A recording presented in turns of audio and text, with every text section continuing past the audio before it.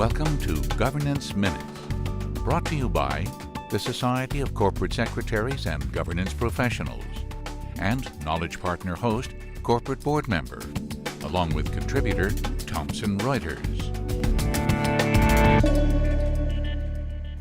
Hello and welcome to Governance Minutes. I'm Darla Stuckey, and with me today I have Bev O'Toole from Goldman Sachs and Stuart Levine from Stuart, Levine and Associates, and also a director at Broadridge and some other public company boards. Today we're going to talk about pursuing and recruiting directors, how best to do that, what are some of the issues, and how corporate secretaries can help.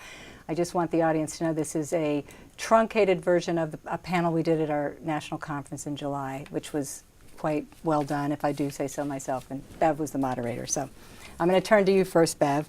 Sure. Tell us about your process for recruiting new directors to the board. Sure. I don't think our process is very different than other firms. I mean, the most important thing, I think, is keeping your eyes open at all times.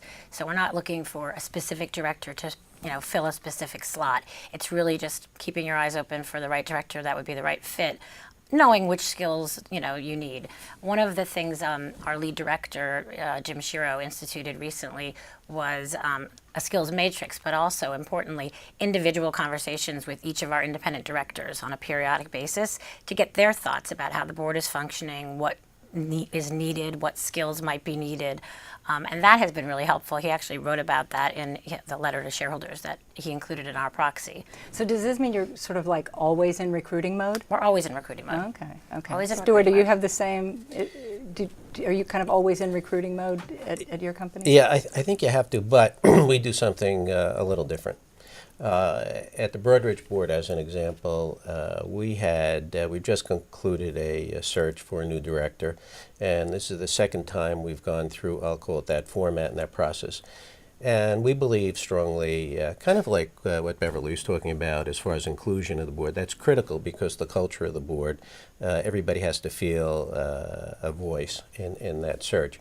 So for us, before we got to names and people, it was establishing the criteria. And actually at 3 different board meetings, we took some time, driven by the Governance and Nominating Committee, to identify the criteria. So I would say the old reflex was to say, gee whiz, I know Darla, I know Beverly. Now we're saying, what's the criteria? And the second part of that is, as we look out 5 years and we think about the strategy of the company, what are those skills and abilities that are going to be additive to the board and to the shareholders going forward? So we take those 2 issues and then move forward in a criteria-based discussion. Okay. And so you really do take time at the board meetings, full board meetings, and do this, and every director gets to talk about it. We do it obviously most intensely at the committee, but for sure I will tell you that on 3 different occasions we spent, in fact on a Saturday, we had a special meeting before we actually asked for individual contributions and candidates of the entire board to make sure that as we move forward that here are the criteria and this is the way we will move forward. Okay, and are some of the criteria, and this came out in the panel, are some of the criteria new, young, fresh blood, things like that? Somebody that knows, you're not a consumer business, you're not really a consumer-facing business either, so maybe you don't need the young, maybe youth isn't one, but do you talk in terms of age and diversity of experience, or do you just talk in terms of integrity, character? What are some of those? Stuart, I'll go to you first. I think at a high level we talk about experience and diversity, because I think without regard to whether it's a consumer or a financial services sector corporation, you're still looking for people that can help you understand strategy of trends, regulatory trends in our case, consumer trends.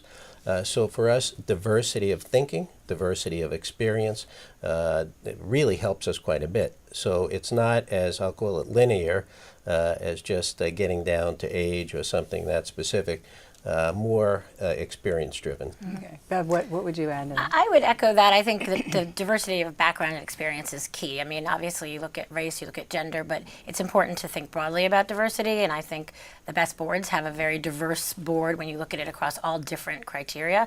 I think what's very important is just making sure that you have someone that's the right fit, so again, not looking for one specific skill set.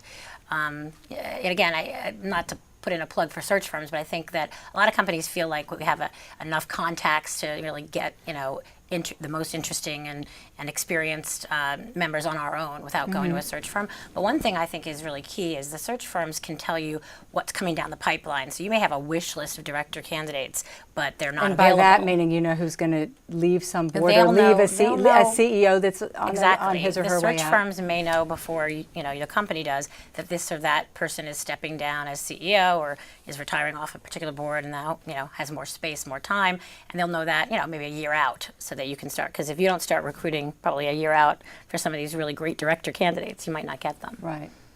And I also heard you guys mention the term intellectual curiosity and curiosity about the company. Stuart, tell us what that means to you. Yeah, look, I think the fundamental, very high-level discussion about a director means that it's our responsibility to validate and participate in the creation of strategy and succession planning. And so if you put that up against this part of the conversation, that informs exactly where we go. But you have to understand intellectual curiosity in a world that is emerging and very complex means that we all, without regard to our professional successes, have to be committed to have intellectual curiosity to read and to learn and not to just say, gee whiz, I'm at a plateau of success. And I think boards have a serious responsibility to keep that, I'll call it mental agility, really going, because we're all fortunate to be served by really smart CEOs and their particular teams.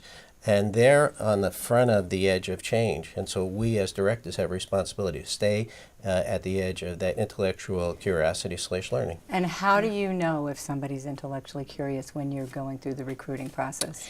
I had a specific example that, Bev, we were chatting about out in Seattle.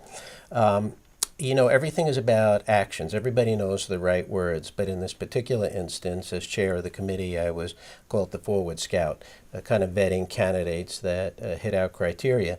And in one case, one of the people that I was interviewing on that particular morning, when I asked a question about a proxy, or in our case, the CEO's letter, talking about the future and the vision, the comments reflected the fact that the candidate had not read the proxy prior to the meeting.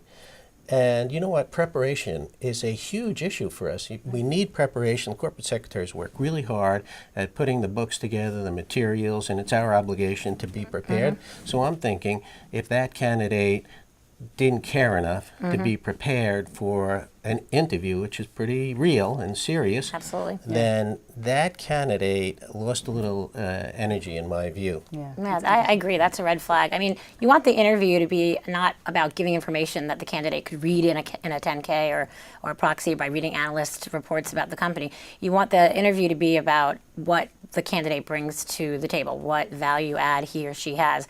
And one of the things that Paul Washington at Time Warner said that was, I thought, really interesting was that you really have to assess the risk appetite of the Right. candidate. That's So what I was that gonna ask. it's he's seen in his experience, it's important to match the risk appetite of the individual director with the cumulative risk appetite of the board. So if you have a board that's, willing to take certain risks, it's that stage of the company's history, and then you get a real risk averse director, there's going to be a clash of culture in the boardroom. So that was, I thought, of an interesting point. Right. I was going to bring that up. I'm glad you did.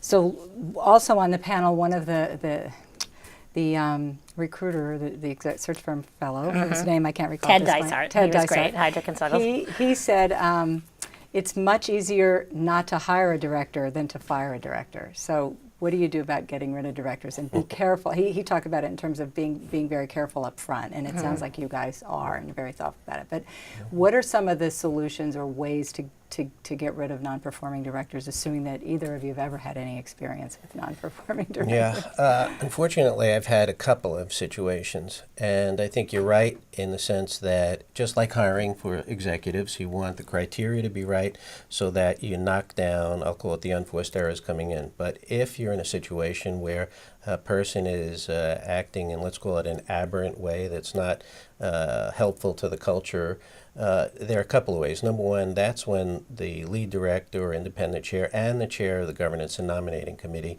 have to, I'll call it lead. And I believe very strongly in the annual assessment, because that's an independent vehicle for our boards to tell us how they like the leadership on the board, how they view the culture, how they like the information we're receiving from the corporate secretaries and so forth. And then you can't get into data denial. If in fact 9 people and 3 or 4 of them say there's a particular situation, and I went through one of those scenarios, and you read it, you look at the data, and in one of my books we talk about if you hear it once, you listen, second time you take action. And you can't afford to have, in today's very tough world, a divided board. And if somebody, by action, omission, or commission, is creating a divided board, that's when I believe in I'll call it a moral way, somebody has to have a one-on-one conversation with that particular aberrant director and say, look, this is what we're hearing based on data. This is not a personal thing. This is data-driven, and you need to cure that. And if that person doesn't, and that's, I think, the acid test for intelligent leadership, then the renomination process is not a rubber stamp, but it is a true review of the data we receive from the assessment, and then we nominate in an intelligent way.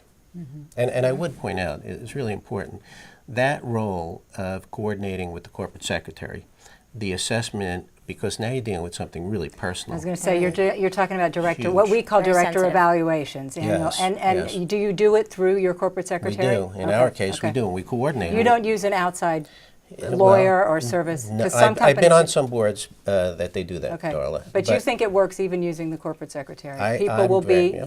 I deal with our corporate Yeah. secretary one-on-one, and in truth, the CEO and the chairman of the board don't see the data till Adam and myself work it up. We are at a high level of trust, so we put everything together, but the actual coordination, the distribution, and I'll call it the writing of the memos that go with it, and that's a high trust and an incredibly important and delicate issue and responsibility the corporate directors have. I agree. Bev, do you have anything, do you Yeah, do I that think kind it's of process? it's very company specific as to what works. I mean, peer evaluations were touted for a long time, having directors specifically write comments about their peers.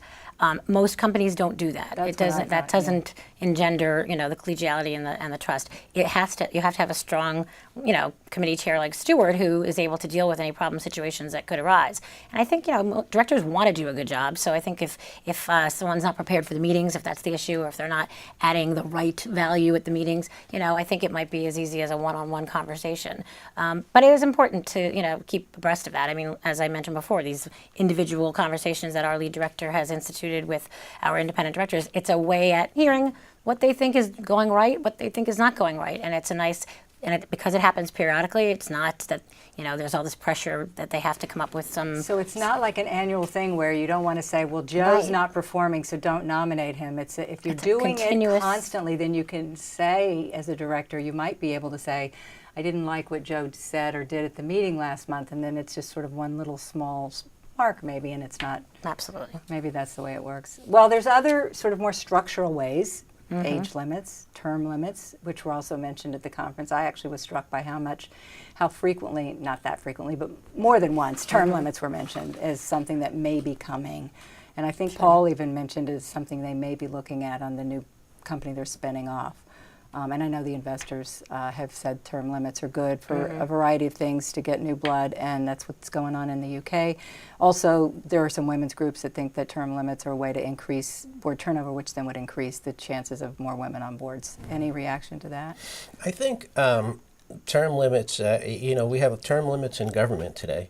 And I would point to the dysfunctionality in the city of New York, where we're talking right now, as an exhibit of it might not fit every situation. And everything that we're talking about today, and that Bev and myself have chatted with you about in the past, not one size fits all. Right. And I think it's up to that board to say, at a certain point, we're going to cap it. I think the fundamental and the real gut and character check for the board is how we handle the assessments. That's where you see the non-performing assets.